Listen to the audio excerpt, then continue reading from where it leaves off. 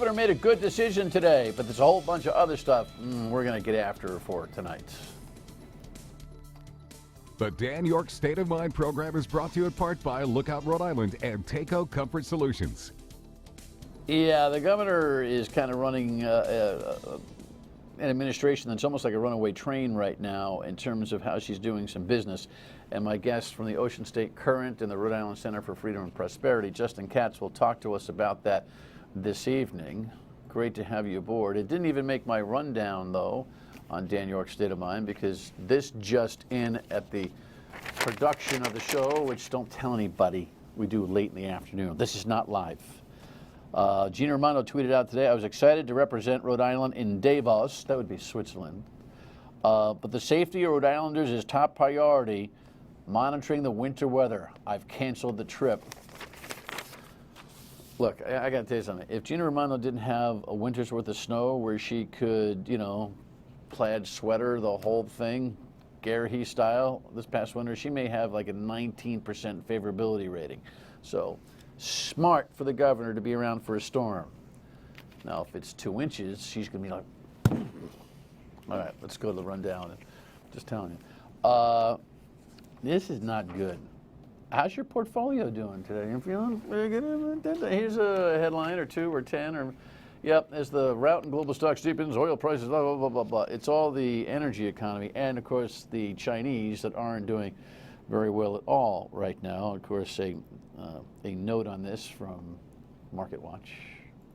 It was a bumpy start on Wall Street today. Markets opened sharply down on the continuing drop in oil prices and more weak economic data out of China, the world's second largest economy. How's that for an in-depth analysis? I will, yeah, sorry. Yeah. Look, the healthy U.S. economy, and I say that in quotes, the healthier U.S. economy, seems to be operating on a parallel universe with the stock market right now that's more worried about the not-so-healthy Chinese economy, which, by the way, is still in a growth phase, just a lesser growth phase, and the oil markets, which are just responding to the glut of oil that we have produced here. We'll get some economists in here to try to figure this whole thing out, but it seems like for now we're going to have to ride this roller coaster and enjoy the lesser expense at the pumps while we watch our investments wither on the vine. I'm just staying steady. I'm not doing anything. What are you doing? Let me know. Was she medicated? Yesterday, the screaming Sarah, headlines all over the place. I'm saving my best one for last. Okay, so she's going to bolster Donald in Iowa. And then, of course, a little bit more critical headline here. Rambling, remarkable at times to understand the endorsement. I'm confused, but Sarah Palin was having herself a good old-fashioned time last night. Did you hear her? Better than anyone. Isn't he known for being able to command fire? Are you ready for a commander-in-chief? You ready for a commander-in-chief who will let our warriors do their job and go kick ISIS? We think this is a family show. I don't know. You know what she said. And he's in there like, it looked like Lynn Chafee. You know how Chafee was always very uncomfortable when he was standing somewhere? Trump said that when he began this campaign, he knew he had to have Sarah Palin's endorsement. Okay. Maybe the New York Daily News had it best. We have that, don't we? I knew we do. Yes. What I've tried to figure out here this evening is who's stupid. I'm not exactly sure. Okay. Republicans, I don't know about you. So, in the meantime, while you're scratching your head over presidential choices on the Republican side, there's a lot of pressure coming down on Hillary Clinton still as we find out this. The headline kind of tells you that, and a second one kind of digs a little bit more deeper. The bottom line here is that the Auditor General sent a correspondence to the committee members looking at this at Congress and revealed that topper than top secret information was found on her server. Of course, the Clinton administration says, or the Clinton campaign, oh my gosh, Freudian slip, says, well, you know, all this stuff was not classified. The same story. Was not classified until you guys found it, and then it became classified. But it's kind of like, I don't know, porn. When you see it, you know it. If you've got information on your email while you're shopping on your iPhone, you go, oh, you kind of know it. Does the FBI have the temerity and the Justice Department have the temerity to move this case forward against Hillary Clinton? I wouldn't vote yes, but it's still lingering. All right, we're bullish in Rhode Island. This will be part of our conversation with Justin Katz. We got two major issues that he and I are going to talk about coming up here momentarily. But here is the headline in the Providence Journal. Nice to know someone's bullish on Rhode Island. For those of you in Burrowville, that means we like our Rhode Island. That was outrageous. Throw something at me. That's kidding. I meant Johnston. But anyway, here's the story. Tim White brings it to you. Moments after the report was publicly unveiled, it was immediately adopted by the Rhode Island Development Planning Council as the state's long-term economic strategy. You don't need a near 200-page report to tell you Rhode Island's economy is lagging its neighbors. But Yes. Bruce Katz of the Brookings Institution says it's not all bad. You're not as weak as a lot of people thought. But the real issue here is you had a brutal last decade with the loss of major advanced industries. The report finds the state needs to invest in advanced industry jobs like biomed, IT, maritime, and others. So get real focused and real disciplined to grow jobs that you know you need. The report notes the jobs aren't just for people with a lot of diplomas. Roughly half don't require a college degree. Talk to the folks at Electric Bolt. Tremendous opportunities there, shortages of appropriately trained workers. Governor Gina Raimondo says you can expect to see elements from the report's recommendations in her next budget. If we can create jobs here which are high wage, high skill, everyone benefits. And that's my job, to make that case to the people and get buy-in. The 198-page report cost $1.3 million, but it was not paid for with tax dollars, but rather a patchwork of money from foundations and individuals with ties to Rhode Island. With the Target 12 investigators, Tim White, Eyewitness News. You know, well, we're going to talk about that coming up with my guest in a moment. I will tell you, though, the guy that he works with at the Rhode Island Center for Freedom and Prosperity put it to me as cleanly as you possibly could. That you're trying to evaluate what does all this rigmarole about this big economic report really mean. I think Mike hit it right on the head today. Do we want a free market economy like you've been talking about with a level playing field for all families and all businesses, or do we want a centrally planned government-directed economy where only certain industries and certain companies and certain locales get tax breaks, and the rest of us have to walk through the mire and the muck of the tax and regulatory mess we have around here? So that's your choice: free market economy or government-directed economy. This is a government-directed economy, and how many of us trust that? Not many, and those distinctions are important. So we'll talk about that not only tonight, but on the radio in perpetuity, because this is going to be kind of a brawl. Speaking of it, there was one at PC last night. Butler falls to the Friars. Got headlines on that, I'm sure, don't we? Yep, it was 71-68. Boy, I'll tell you, that was a big and key win for the Providence Friars, having lost two at home, straight at home, to ranked teams. Losing to another one would have taken them out of the rankings and put a lot of pressure on them, even for the big show, meaning the tournament right now. That kind of evens them out a little bit. Big crowd at the dunk last night. Good to see big-time basketball still breathing freely here in the state. So let's talk about innovation creation. The other day on the radio, I did a whole big to-do. That's on WPRO, weekdays noon to 3. And then here I've been opining about the governor really kind of feeling her oats and I think violating maybe even the Constitution with this particular hire. Here's a couple of headlines. The first one is Raimondo hires Rhode Island's first ever Chief Innovation Officer. And the second one is, hey, guess what? People are asking questions about whether she should have hired the Chief Information Officer. Justin Katz has raised some of these questions with me, both on the radio and, of course, in his own writing at the Ocean State Current. Welcome, my friend. Good to see you. Good to see you again. She's feeling pretty loosey-goosey, don't you think? Well, I think so. Although I've said before, I think I said on the radio, it's been a trend we've been seeing not only nationally but also in Rhode Island with the race to do a budget last year. It's almost like they're not even interested in pretending anymore. And there's a certain level of just, if you can be audacious enough to hire somebody through a nonprofit, everybody, it took much of the news media, except present company excluded, to figure out something was weird about that, because it's just... It was celebrated. In Yeah. fact, the narrative in the Journal was this flowery, where this guy, who, by the way, reportedly is going to come see us next week, perhaps. I hope this conversation doesn't preclude that visit from happening.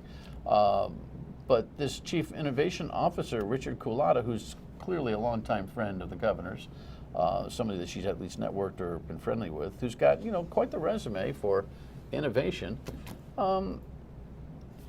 She throws a couple hundred G's. I don't worry about the price. I worry about the concept of hiring what she says is a cabinet-level position, reporting directly to her from a budget at the Rhode Island College Foundation. Right. Well, she's calling it her hire. All the headlines are she tapped him and picked him. His LinkedIn page says he works for the state of Rhode Island, and yet he doesn't work for the state of Rhode Island. His contract agreement with the Rhode Island Foundation says he's to be guided by the governor, but everything else is following the rules of the foundation, reporting to the board of the foundation. That's a very iffy situation. In fact, he's said his whole role is to knock down or blur the silos, but we have silos in government for a reason. You don't mix these things in back rooms where everything's just a verbal agreement. Every now and then you have to step out in front of the people and say, hey, this is what we're doing back here, and maybe seek a vote, which to segue to the Brookings report, the most striking thing about that is I didn't see, unless I missed it, I didn't see a single mention of checking with the people of Rhode Island. Hey, what do you think of this plan? Is this something you want? You're mixing two stories, but it's the same concept, and so there's a consistency. You got to give her a grade for consistency, the governor. She's going on her my own way path, and she's sticking to it. When we come back, we'll talk to you about why this hire of the innovation officer is not just off-putting, it is wrong. And then we'll talk about this economic plan. Stay with us.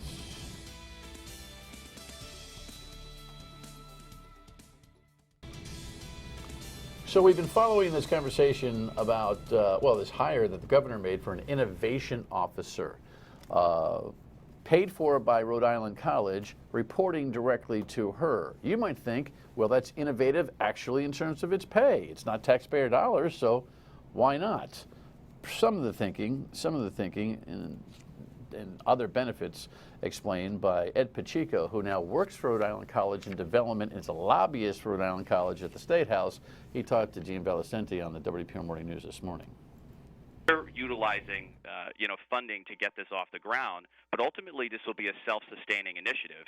And that's one of the major reasons why we want to be a part of this process, because as a foundation, we're always looking for ways to leverage our overall organization to be on a national conversation.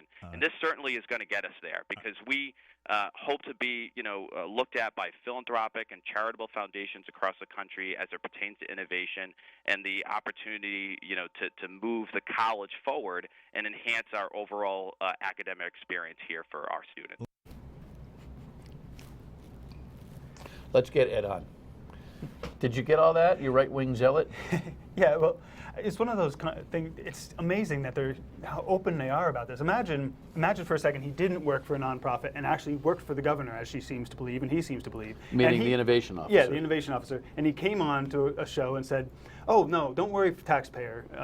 I'm going to have lots of power in this government, but don't worry about paying me, because I'm going to go out and get private money you're going to know nothing about. That's going to be my big job, is getting more money to pay myself to do things to your government. It's mind-blowing. As I said earlier, it's just the audacity where everybody kind of can only look around and say, this can't be right. I asked the New State Senator, John Peccolorini, about this last week, and he was kind of like, oh, I just got here. But he sent me an email saying that there might be some kind of resolution coming out of the Senate opposing this. And the reason why that would happen is, why don't you school the people rather than me doing it? Appointments at cabinet level have to be approved by the state Senate. Right. The governor's constitutional authority to hire her staff is supposed to have the advice and consent of the Senate, and the whole General Assembly is supposed to have input on their pay and terms of their employment. One of the biggest disappointments of this whole thing was when I contacted Senate President Paiva-Weed's spokesman and asked, any hearings or anything? No, that's not a government job. Just the complete lack of concern. You would think the governor, in theory, is stepping on their prerogative here and taking away their authority to help her choose her people. And there's a verbal agreement. I wonder what the political trade was, but well, to the governor's benefit, there's less political trade necessary when you don't need Senate approval. Now, maybe there was political trade in saying shut up about not wanting Senate approval. Yeah. But I don't know whether the trade currency is high or low in that particular case. But even there's still people who are listening to this just and saying, wait a second, she's hired this big dude, and you can show a headline or two if you want, Steve, to remind everybody who we're talking about. Some of the stuff that we've already ran, I guess. But she's hired this big dude to create economy, create action, to innovate, do all this, and she's not hurting me, my taxpayer wallet. Why are you guys complaining? Explain as softly and slowly as you can why that's a problem.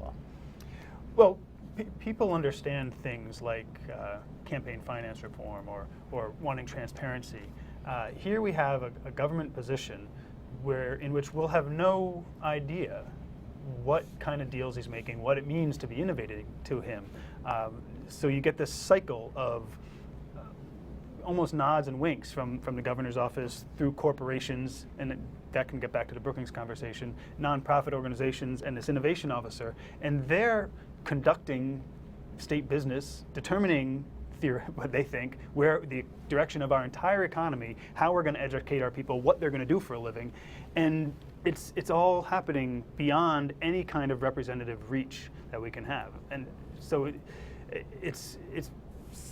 should seem somewhat self-explanatory if you understand. The governor would think it's creative. She also is smart enough to say, you know what, this is a good formula to build my own team without having to build my own team within the confines of the Constitution. Yeah, well, aristocratic dictation, or a dictatorship, that's not an innovative idea. This has been tried before. It doesn't work. It serves, Brookings, I don't know if it was a separate report or if it leaked from this one or so, pointed out about a week ago that Rhode Island has some of the greatest income divergence in the country. That's why you get these people making decisions for people without reference to those people they're making decisions for have no input on that, and you get this divergence of the people who are being cared for and the people who think they're doing the caring. You're not suggesting that innovation is a problem. Having an innovation officer is a good thing. It might be. They haven't bothered to tell us what he's going to do. The only thing I know for a fact he's going to be doing is fundraising for his own office and for the Rhode Island College Foundation. That's the only detail we have. Otherwise, he's just going to be doing innovative stuff around Rhode Island. But maybe if they had a Senate hearing, we would be able to hear and understand what it is he's actually going to be doing for his $250,000 salary. 210. Don't get excited. Well, there's other perks. A couple benefits. Whole pension. When we come back, same theme with the economic report. Follow when we return. Stay with us.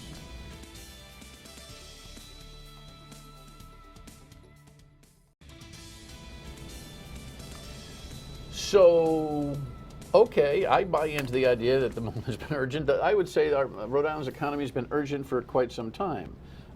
This Brookings Institution report that was highlighted in Tim's story, and by the way, the authors of that report are on Newsmakers coming up this weekend. Good get by Ted and Tim.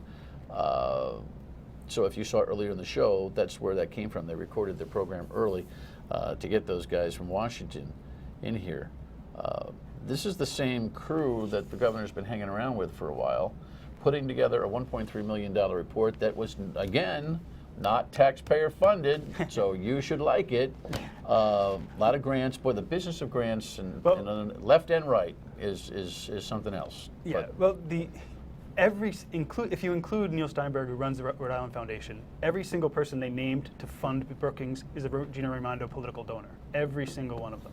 So it's almost as if she said, "Hey, my political donors, you can't give me any more money because you're maxed out because of the law. So why don't you give Brookings some money to come up with this study?" And it's stunning to me. You bring in these Washington people, and one of their big theses is that Rhode Island was doing just swell in the early part of the last decade, around 2000, 2005, we were humming. But that was when I was getting out of college and not able to find a job in Rhode Island. So there's definitely a disconnect between what their numbers claim to show and what I think people experience. I mean, it's been a cliche for decades that if you want your children to succeed, they have to leave Rhode Island. We're going to do more. We're going to do a whole bunch of programs on this because I want you folks to understand what's going on with this. But really, it's a lot of stuff. It's a 195-page report that costs $1.3 million to put together. And what it says is, look, pick some industries and incentivize and subsidize and find money for those industries because that's the formula to success. What's wrong with that? Well, to begin with, what's wrong with it is the government has, at best, Brookings might be giving some good investment advice, but if we could trust Brookings to figure out what the future was for Rhode Island, I think they're probably in the wrong business, even as much money as there may be in government grant making. The bigger problem is the incentives are all coming from people who are already here, already successful, already making it in Rhode Island. They're, in the first page of the Brookings report, it says the business leaders, the government leaders, the nonprofit leaders all have to decide if this is the Rhode Island they want, or if they're going to move the state in a different direction. It's not Rhode Islanders, the people who actually work here. So what you end up getting, and a century ago, I thought progressives kind of got this, was you didn't want people with a financial investment really coming in to design your society. So we've come kind of full circle. So to translate it, not that wasn't clear. I got it clearly, but I want to make sure everybody understands. Nobody's asking Rhode Islanders what they see as a future for Rhode Island. Nobody's polling Rhode Islanders. Nobody's studying a non-invitation group. No one's knocking on someone's door saying, can I sit down and talk to you about what your vision for the state is? So what they do is they say, this is the vision for the state. You'll like it or you don't. Lump it. We're here for 3 years and we're going to figure it out ourselves. They encourage CEOs to join the group, and that they want to mobilize the business community. But the kind of people that are going to be mobilized are the people that will find tax subsidies for their companies, for the industries that they want to grow in. Hand-picking, it's almost 38 studios-ish in nature, combined with the $56 million in secret incentives right now that are in the budget as we speak that the governor is putting together without letting us know who she's trying to bring in where. It's scary.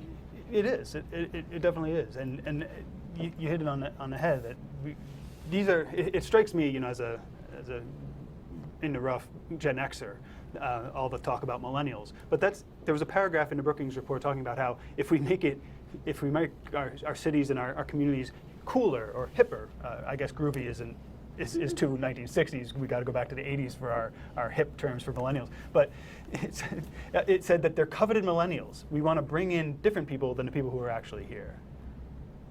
We're going to do more on this. The bottom line, give me 20 seconds on why you think the trend of behavior from the Raimondo administration is dangerous. Well, this is part of a larger mindset that we just have to tell the economy where to go. The experts will figure it all out. They'll figure out what we need as a people, and then we'll just do it. Whatever the law says, there are loopholes. We can get around that. We'll do some fancy financial stuff and get money, and it ends up hurting us because if you're not part of their plan, what do you do? What do you do? Be right back. Justin reminds me that this is like the Roadmap RI controversy. Do you remember that one? We'll do more on this economic study, I promise you. On the radio tomorrow at noon on WPRO and Flint, Michigan. Here, maybe, tomorrow night on TV. Bye.